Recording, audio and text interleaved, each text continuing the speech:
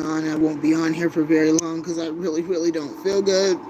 The long and short of it is, I have a very infected, very the maximum of 120 minutes, and the doctor was able to do the exam, and she had prescribed me some penicillin and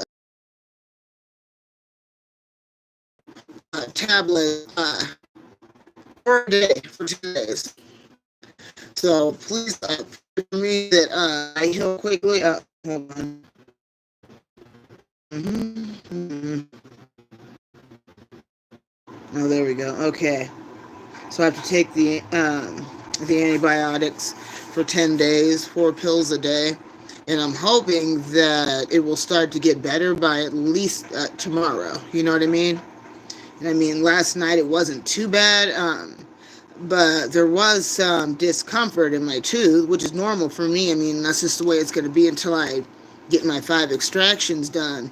Um, but it started to feel worse, and usually it'll go away, but this time it just stayed, and I was up and tossing and turning, getting up, gargling with Listerine and gargling with the Orajel mouthwash, and it started to get worse, and then I decided I would, like, put some ice on it, right, just to try to be able to sleep, because I could not sleep. I can't sleep when I'm in pain, as I'm sure most of you can't either.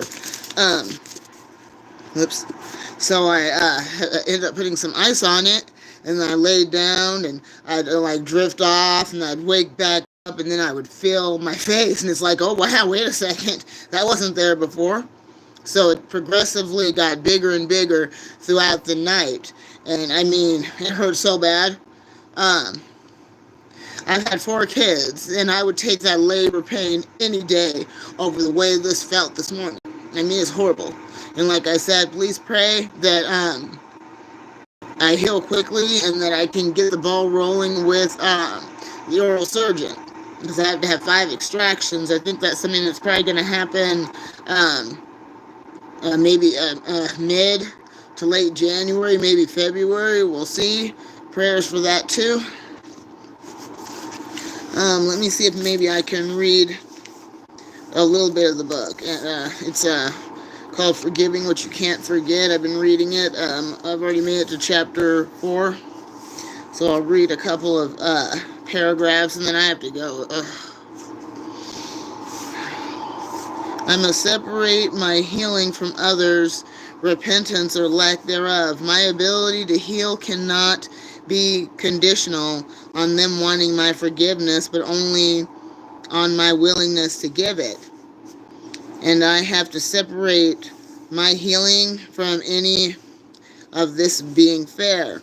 My ability to heal cannot be conditional on the other person receiving adequate consequences for their disobedience, but only on my obedience to trust God's justice whether I ever see it or not. My healing is my choice. I can heal. I can forgive. We don't want to listen to commercials. There we go. I can heal. I can forgive. I can trust God. And none of those beautiful realities are held hostage by another person.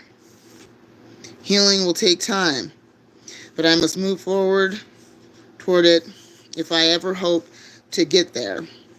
And forgiveness is a good step in the right direction, not just good, but necessary. When we don't move forward, when we get stuck in our hurt, unable to escape the grip of that threatening pain, trauma takes root. When we keep reliving what happened in our mind over and over, we keep experiencing the trauma as if it's happening in the present time. Time comes to a screeching halt. Our hearts race with wildly unpredictable and terrifyingly uncontrollable pulses, and our brains keep sounding internal alarms that we are no longer safe. This is helpful for a time, as we need to get ourselves out of immediate danger, but remaining in this mode long term is definitely not healthy. We need to eventually move toward a state of healing, of rest. We need to eventually get to the place where we stop replaying over and over what hurt us, brain and body are programmed to run for home, where safety can be restored and stress hormones can come to rest. Moving forward is not just a good theory. Moving forward is crucial. I have read that line in the quote above over and over. Brain and body are programmed to run for home. Home. I am programmed to run for home. Hebrews 13 said it this way. And I'll read it tomorrow if I have a chance. Like I said, I do not feel good right now. I'm swollen. It hurts. And it's so crazy too. I always, pray a lot.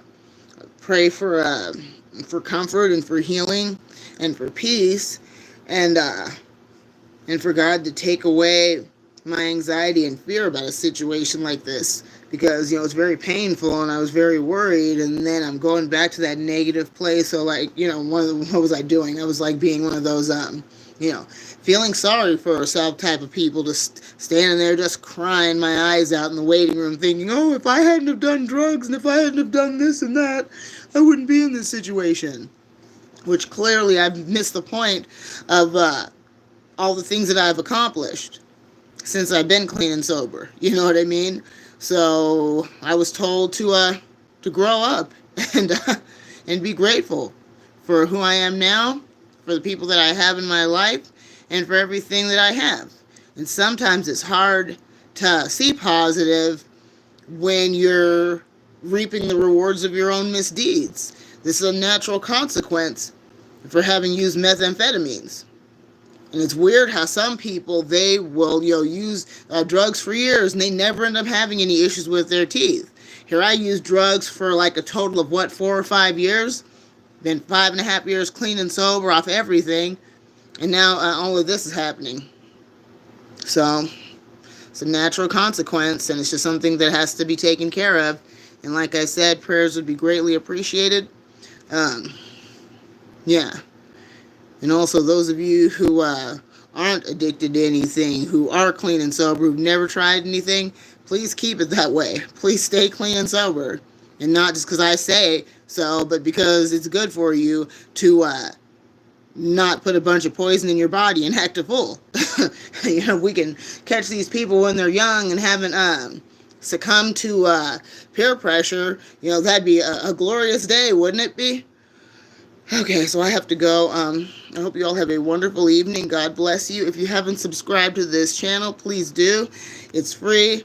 It doesn't cost you anything, and it helps me out a bunch. I hope to get 1,000 subscribers by the end of January 2025. Yeah. And that's it. Have a great night, everybody. God bless. Bye.